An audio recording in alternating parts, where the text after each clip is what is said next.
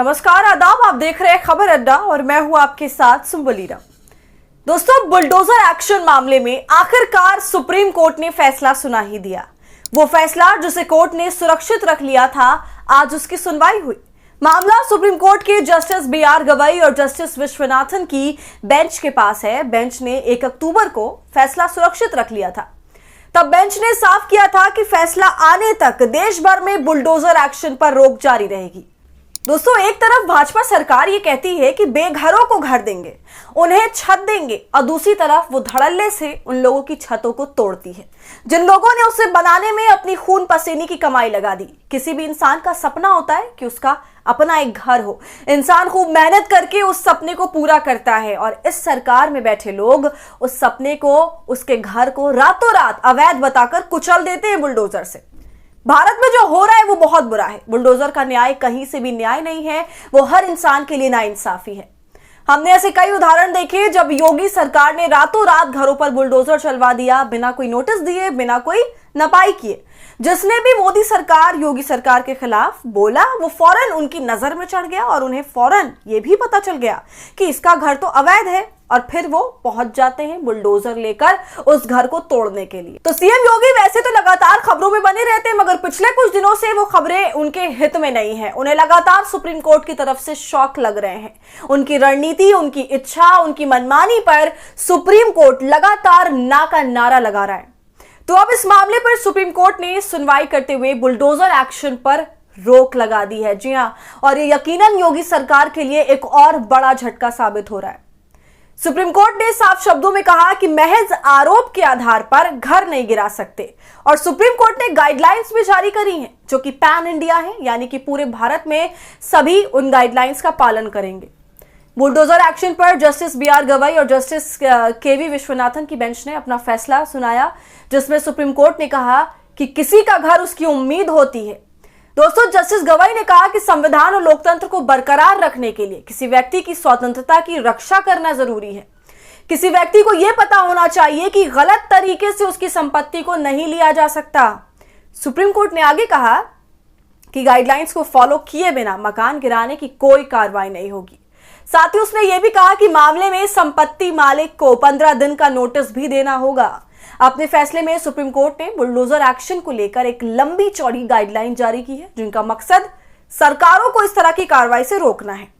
तो शॉर्ट में मैं उन 15 गाइडलाइंस को बता देती हूं। देखिए, अगर बुलडोजर एक्शन का ऑर्डर दिया जाता है तो इसके खिलाफ अपील करने के लिए वक्त दिया जाना चाहिए।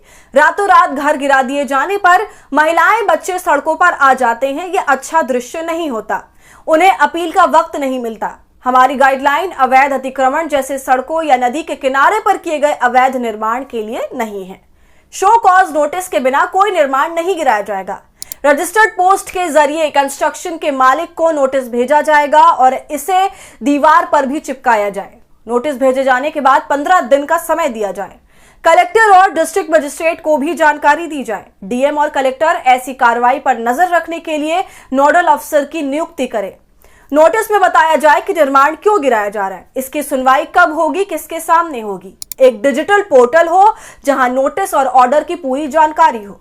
अधिकारी पर्सनल हियरिंग करे और इसकी रिकॉर्डिंग की जाए। फाइनल ऑर्डर पास किए जाए और इसमें बताया जाए कि निर्माण गिराने की कार्रवाई जरूरी है या नहीं। साथ ही यह भी कि निर्माण को गिराया जाना ही आखिरी रास्ता है। ऑर्डर को डिजिटल पोर्टल पर दिखाया जाए। अवैध निर्माण गिराने का ऑर्डर दिए जाने के बाद व्यक्ति को 15 दिन का मौका दिया जाए ताकि वो खुद अवैध निर्माण गिरा सके या हटा सके। अगर इस ऑर्डर पर स्टे नहीं लगाया गया है तभी बुलडोजर एक्शन लिया जाएगा। निर्माण गिराए जाने की कार्रवाई की वीडियोग्राफी की जाए, इसे सुरक्षित रखा जाए और कार्रवाई की रिपोर्ट म्युनिसिपल कमिश्नर को भेजी जाए। गाइडलाइन का पालन ना करना कोर्ट की अवमानना मानी जाएगी। इसका जिम्मेदार अधिकारी को माना जाएगा और उसे गिराए गए निर्माण को दोबारा अपने खर्चे पर बनाना होगा और मुआवजा भी देना होगा। हमारे डायरेक्शन सभी मुख्य सचिवों को भेज दिए जाएं। तो सुना आपने दोस्तों, सुप्रीम कोर्ट ने हर वो पहलू पर अपनी बात रख दी और गाइडलाइन जारी कर दिया जिसे लेकर लोग चिंतित थे। इसके अलावा सुप्रीम कोर्ट ने कई सारी सख्त टिप्पणियां भी करी हैं जो योगी सरकार और उसकी बुलडोजर नीति पर एक करारा तमाचा है।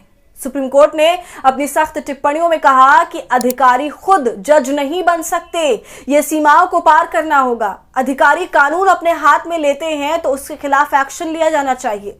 गलत नियत से लिए गए एक्शन पर अधिकारी को बख्शा नहीं जा सकता। आगे सुनिए, कोई सिर्फ आरोपी है, ऐसे में उसकी प्रॉपर्टी गिरा देना बिल्कुल असंवैधानिक है।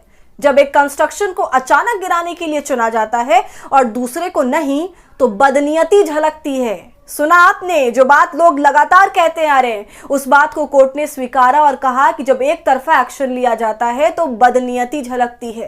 कोर्ट ने आगे कहा, घर वर्षों का संघर्ष होता है, इसे गिराया जाए तो अधिकारी को साबित करना होगा कि यही आखिरी विकल्प था, और जब तक कोई दोषी नहीं वो निर्दोष है। उसका घर गिराना, पूरे परिवार को दंडित करना हुआ, यह मंजूर नहीं। तो दोस्तों, योगी सरकार ने पहले तो यूपी में, उसके बाद देश के कई राज्यों में न्याय की परिभाषा ही बदल दी थी। ना जाने किसने उन्हें यह अनुमति दी कि वे लोगों के साथ न्याय उनका घर तोड़कर कर सकते हैं। और अफसोस की बात तो यह है कि जो उनके भक्त हैं वो इस न्याय से बहुत खुश हैं। खैर, योगी आदित्यनाथ को अब सुप्रीम कोर्ट से बहुत बड़ा झटका लगा है। तो दोस्तों, आपकी कोर्ट की इस पूरी टिप्पणी पर क्या राय है, हमें कमेंट कर जरूर बताइए। वीडियो पसंद आई हो तो इसे लाइक और शेयर करें और खबर अड्डा को यूट्यूब पर सब्सक्राइब कर लीजिए।